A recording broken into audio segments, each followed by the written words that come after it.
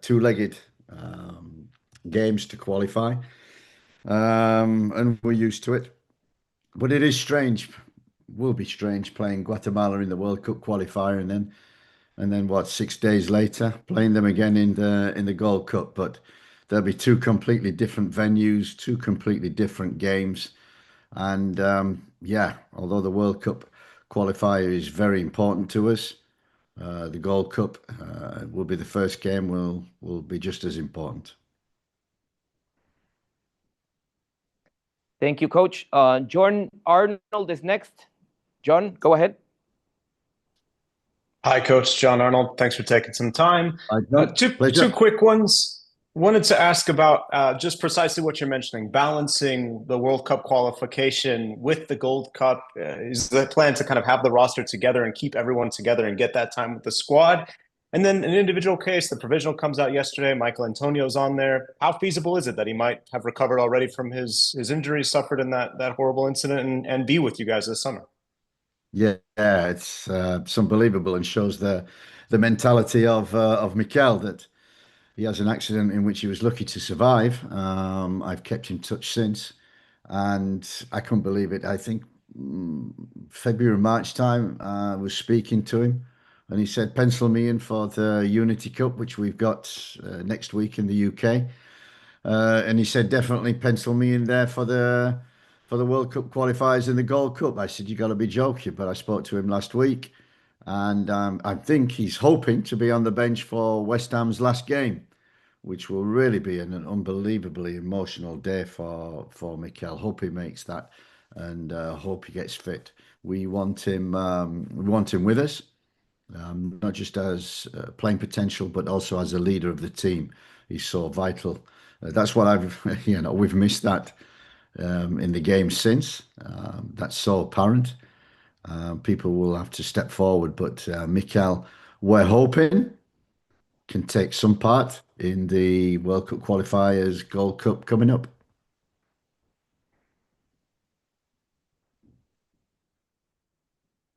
Great, thank you, John. Orlando Castellán Arellano, go ahead. Gracias.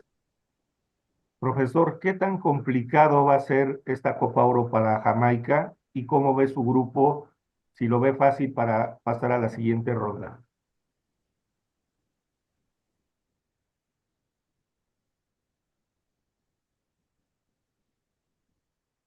So the question, Coach, is the evaluation of your group, your opponents, and how easy or tough might it be for Jamaica to get through the group and into the next round? Kind of just said it's been a wonderful experience competing in CONCACAF. And one thing I have learnt: there is no easy game in football, no easy game in the Caribbean. They're all very tough. St. Vincent gave us very difficult games in both of them. So whoever we play, it's going to be very tough. And especially in this tournament, because it's the best teams in three regions coming together in the US. And the teams have deserved to be here. And you've got to respect the likes of Guatemala in terms of who they beat to get through. Guyana, Panama beating Costa Rica, who are a good team, and Guadeloupe beating Nicaragua, who also gave us a very tough game. Wasn't easy. So yeah, one game at a time. First game's important. You got to get points on the board. But it's a tough group. And when I look at the 16 teams competing in the four groups, not one of them was easy. But you have to play who you have to play, and we respect the opponents, but we have to play to our strengths. Great. Samuel McClaren, you're up next. Samuel McClaren. Thank you very much. Good morning, Coach. Good morning. From Bitácora Deportiva and RPC Radio in Panama. First question, what are your considerations regarding Panama as a national team? And the second point, how do you feel so far with the process that you are in charge in Jamaica and the commitment of all the eligible players in this process? Thank you. Yeah, great respect for Panama. When I first joined, yeah, we had to play the US in the Nation League's quarterfinals, semi-finals, and we watched them play against Panama twice. I think it was. Panama should have won the games. They played really well. Very impressed. Possession based. Keep the ball very well. Create good system. Good principles. I admire what the coach has done since coming in 2020, and he's certainly got a very good team, good players, tough. So it won't be an easy game. None of them will be, but we certainly respect Panama. But I'm really looking forward to that game, and the progress since I've been here is we've had, I think, what, four, 5 camps.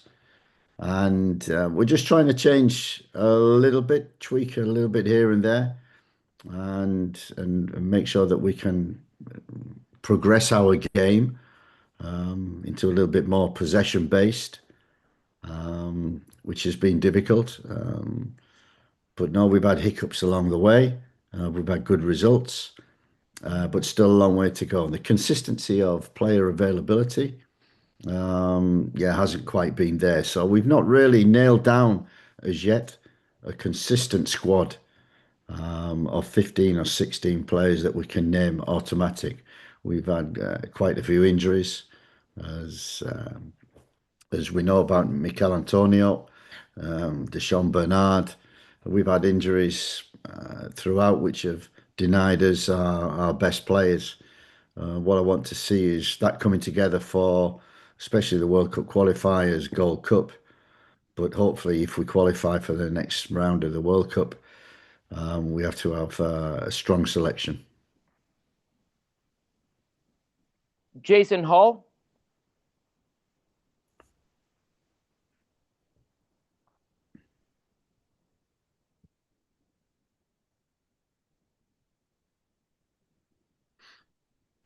Jason Oh, Hall.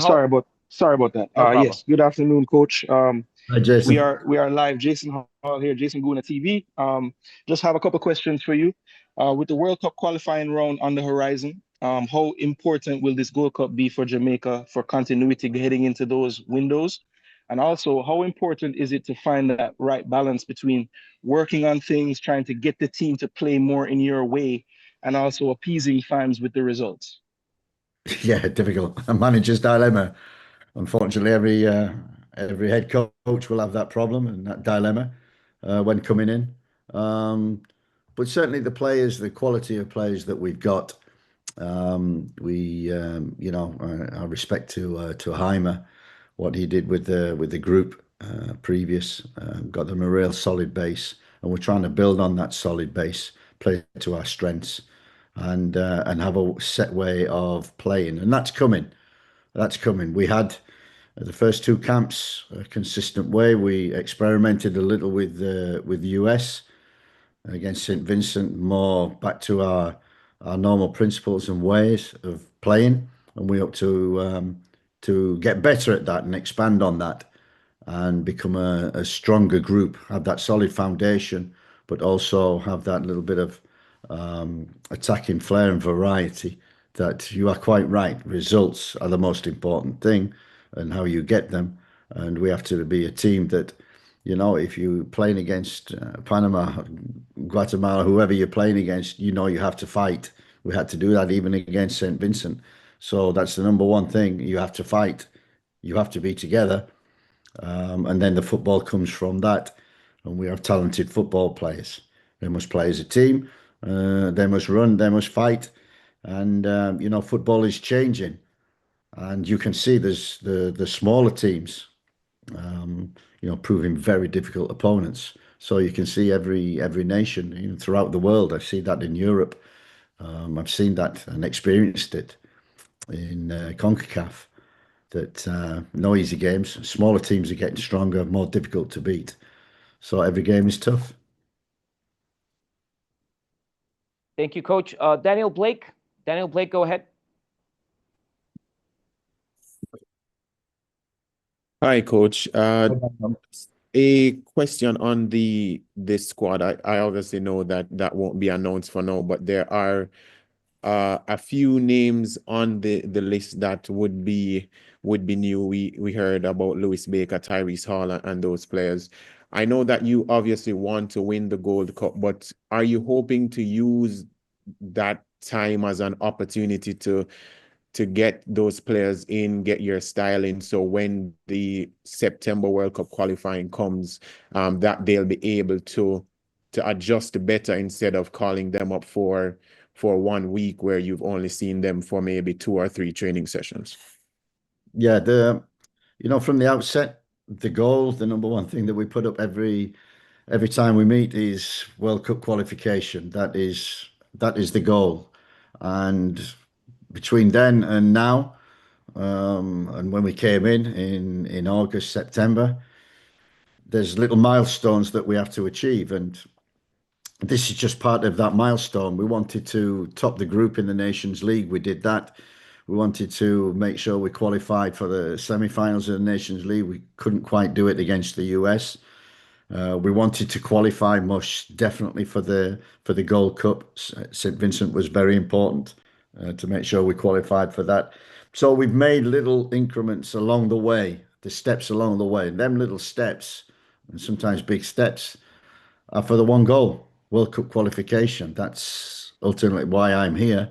That's why the players, they travel around the world, and sometimes, day 26 hours to come and play for Jamaica. The commitment has to be there to do that, and so we've certainly got that commitment, and we're building and we're growing and we're getting to milestones.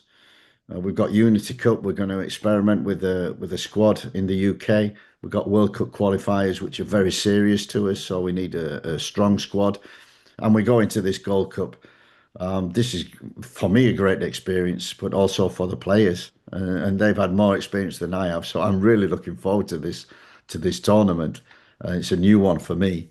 The players will have to teach me what's going on, but everything is geared towards having the squad, and that's why we're looking at some players in the Unity Cup. We're still trying to get passports for other players as well to make sure that we have the best players available, because you need the best players to be able to qualify. Excellent. Great conversation. Thank you very much, Coach Steve McClaren, for joining us. The Reggae Boys will be playing their fourth